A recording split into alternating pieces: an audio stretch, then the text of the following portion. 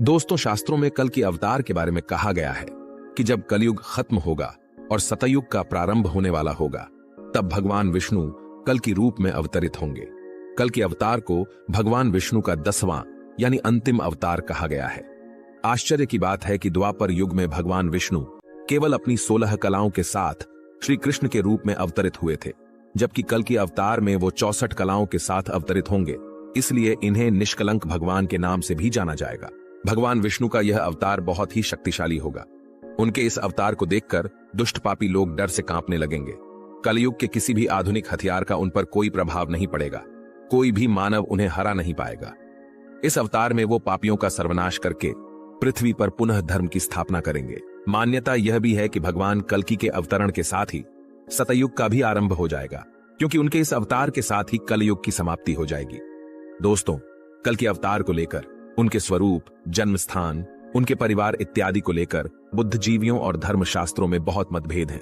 इसलिए इस वीडियो में हम आपको कल के अवतार को लेकर किस धर्मशास्त्र में क्या लिखा है, भगवान विष्णु कल की रूप में कब जन्म लेंगे, वो देखने में कैसे होंगे, उनका जन्म कहां होगा, उनके माता पिता और भाई कौन होंगे, रामायण काल से जीवित उनके गुरु कौन होंगे, इत्यादि के बारे में बिल्कुल सही जानकारी देंगे।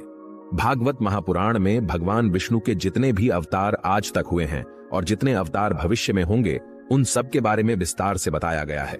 इस महापुराण के 12वें स्कंद के 2 अध्याय में भगवान के कल की अवतार की कथा विस्तार से दी गई है, जिसमें एक श्लोक है, संभलग्राम मुख्यस्य ब्राह्मणस्य महात्मनः भवने विष्णु यशसः कल्किः प्रादुर्भविष्यति। अर्थात शंभल ग्राम में विष्णु यश नाम के एक ब्राह्मण होंगे। उनका हृदय बड़ा उदार और भक्तिपूर्ण होगा। उन्हीं के घर में उनके पुत्र के रूप में भगवान कल्कि का जन्म होगा। दोस्तों, पुराणों में भगवान विष्णु के 10वें और आखिरी कल की अवतार के जन्म की जो तिथि बताई गई है, उसके अनुसार भगवान कल की सावन महीने के शुक्ल पक्ष की षष्ठी तिथि को जन्म लेंगे। वहीं कल की पुराण में भगवान कल्कि का जन्म उत्तर प्रदेश के मुरादाबाद के पास संभल गांव में होना लिखित है। कल की पुराण के अनुसार भी उनके पिता का नाम विष्णु यश ही होगा और माता का नाम सुमति होगा। राम जी की तरह ही भगवान कल्कि के भी 4 भाई होंगे, जो धर्म स्थापना में इनकी सहायता करेंगे। भगवान कल्कि का 2 विवाह होगा। आइए अब बात करते हैं उनके स्वरूप की। अग्नि पुराण में भगवान कल्कि के अवतार का चित्रण किया गया है। इसमें भगवान तीर कमान के साथ घोड़े पर बैठे नजर आते हैं। दोस्तों, हिंदू धर्म ग्रंथों में उनके गुरु का वर्णन मिलता है। शास्त्रों के अनुसार चिरंजीवी भगवान परशुराम ही कल की अवतार के गुरु होंगे। भगवान शिव के परम भक्त भगवान परशुराम को न्याय का देवता माना जाता है। भगवान परशुराम ने न सिर्फ त्रेता युग में श्री राम की लीला देखी थी, बल्कि द्वापर युग में भगवान श्री कृष्ण के समय महाभारत का युद्ध भी देखा था। भगवान परशुराम को भगवान विष्णु का 6ठा अवतार भी माना जाता है। कल की पुराण के अनुसार भगवान परशुराम ही भगवान विष्णु के 10वें अवतार कल्कि के गुरु होंगे और उन्हें युद्ध की शिक्षा देंगे। चलिए अब जानते हैं कल के अवतार को लेकर लोगों के बीच कैसी कैसी मान्यताएं और लोक कथाएं प्रचलित हैं।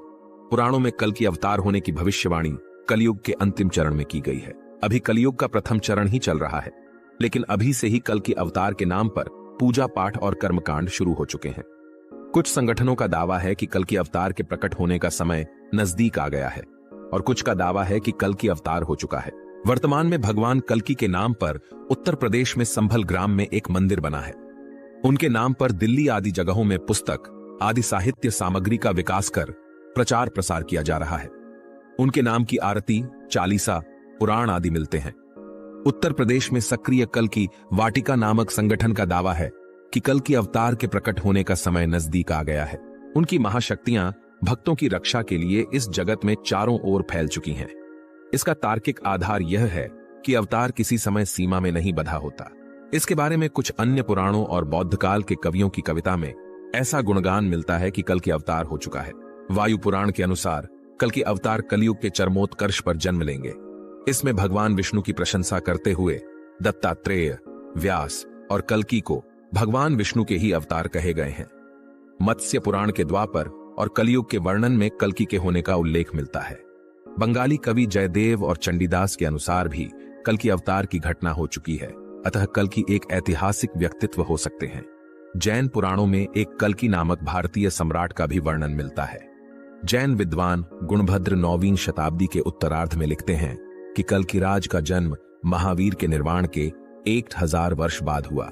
कल्किराज ने 40 वर्ष राज किया और 70 वर्ष की आयु में उनकी मृत्यु हुई।